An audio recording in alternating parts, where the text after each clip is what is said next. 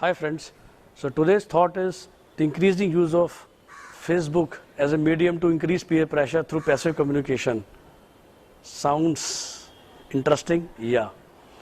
Facebook users have crossed some millions and billions, and Facebook has become the largest platform of social interaction.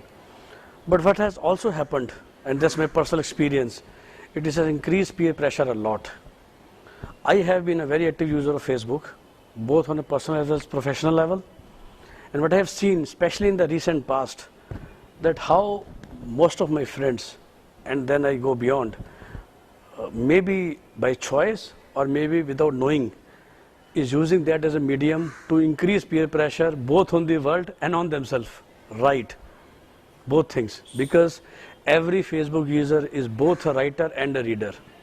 So when you become a writer, you are actually increasing the peer pressure towards your friends and the community. And when you are a reader, you are actually taking back the same peer pressure from your friends. How? Once again, as a writer, you tend to write things like, I was at Ambience Mall yesterday, I was at Kingdom of Dreams yesterday, or I was at ITC Mora Sheraton yesterday, or I read this post like, in Singapore right now. Now, what does that post helps anybody?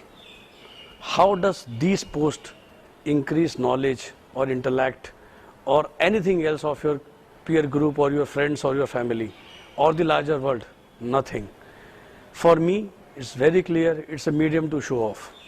And you have to admit that you do that for the same purpose.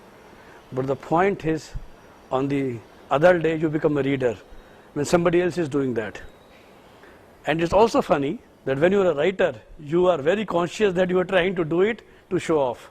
But when you become a reader, you just forget these things sometime and you take that peer pressure on you.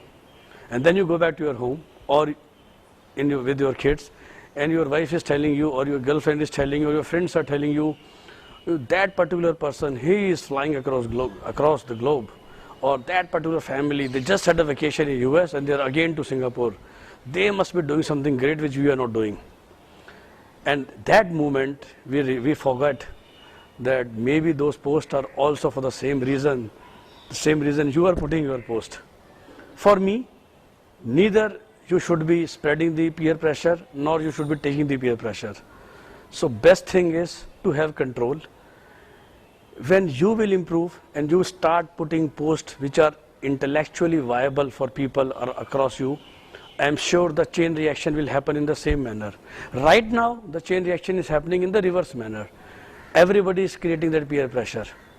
But on the other hand, if one takes the decision that I will only appreciate the posts which is actually helping me in gaining some knowledge or gaining some wisdom, then I am going to appreciate that person. And I also have those examples. I know most of these good people are the people who hardly have 100 Facebook friends, who only put one post a month, but that post has some meat.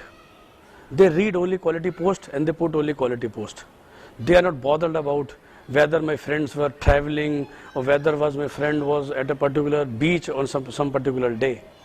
So together as a community, let us get out of this peer pressure chain which is building up through Facebook posts, and together let's be more careful to make sure that our posts are not spreading this peer pressure anymore.